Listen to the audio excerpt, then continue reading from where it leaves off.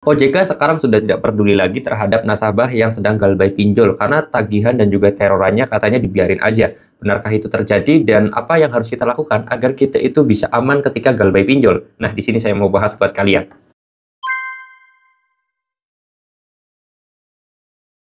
Assalamualaikum warahmatullahi wabarakatuh teman-teman semuanya. Pada kesempatan video kali ini saya ingin membahas terhadap yang namanya apa yang akan terjadi ketika OJK itu sudah nggak peduli lagi terhadap yang namanya galbay pinjol. Karena memang ya kita udah tahu sendiri lah ya, sampai detik ini OJK tuh belum ada tindakan terhadap pinjol-pinjol yang sudah menagih keras terhadap nasabah. Kayak contoh teroran, intimidasi, dan yang lain sebagainya. Kayaknya OJK itu diem-diem aja dan ya katanya biarin aja gitu loh. Karena nasabah galbay itu memang katanya nggak bener dan yang lain sebagainya. Nah, di sini saya mau bahas buat teman-teman semuanya. Jadi saya pengen bicara realita dulu ya. Karena memang kalau misalkan di negeri kita atau di Indonesia ini, kalau nggak viral, ya nggak bakal ditindak. Kalau viral, baru ditindak, walaupun kasusnya sepele. Tapi kalau kasusnya besar tapi nggak viral, ya tetap aja dibiarin. Ya memang kita harus terima kan realita itu. Nah, di sini saya pengen bahas ya buat teman-teman semuanya. Terus apa dong yang harus kita lakukan agar kita itu ketika galbay itu jadi aman? Oke, nah di sini saya pengen bahas.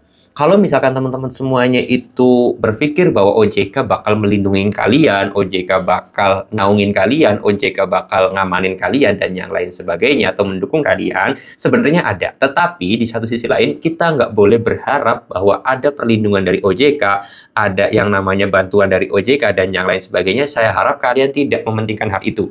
Karena memang kalau kita berharap berlebih kepada pihak OJK, ya kita akan susah. Ya memang kemarin itu OJK habis kerja ya, habis nutup aplikasi pinjol yang ringan. Tetapi di satu sisi lain, bagi para nasabah yang sekarang diteror dan yang lain sebagainya, kalian harus berjuang sendiri. Karena terkadang, kalau kita laporan kepada pihak OJK-nya pun ya, kadang-kadang kita nggak digubris atau ya nggak ada tindakan sama sekali. Pertama itu. Lalu kemudian yang kedua juga, kita lapor kemana pun susah. Jadi solusinya gimana, Pak? Mungkin kita bisa upload aja ke media sosial, agar siapa tahu nanti itu ada yang viral, terus ada yang viral, baru nanti OJK bisa bergerak. Nah, kalau kita udah berusaha seperti itu, solusinya kalau kata saya adalah ganti nomor HP dan riset HP menjadi salah satu solusi buat teman-teman semuanya yang udah males dan udah ketakutan banget ketika ada ancaman dan teroran intimidasi daripada pihak pinjol itu. Saran saya, udah ganti nomor menjadi salah satu solusinya. Bukan apa ya, bukan nggak ada jalan lain, tetapi karena ganti nomor dan juga riset HP merupakan salah satu jalan yang paling cepat, lebih baik, dan juga apa ya, kasarnya tuh udah nggak ada masalah lagi gitu loh. Kalau misalkan kalian ada data-data penting, nomor-nomor penting, ya kalian tinggal backup ke email, ataupun kalian tuh backup dulu ke HP yang lain gitu kan, ke HP istri, HP suami, apa ya saudara gitu kan, minjem selama 10 menit, di restart, ganti nomor HP, selesai sebenarnya.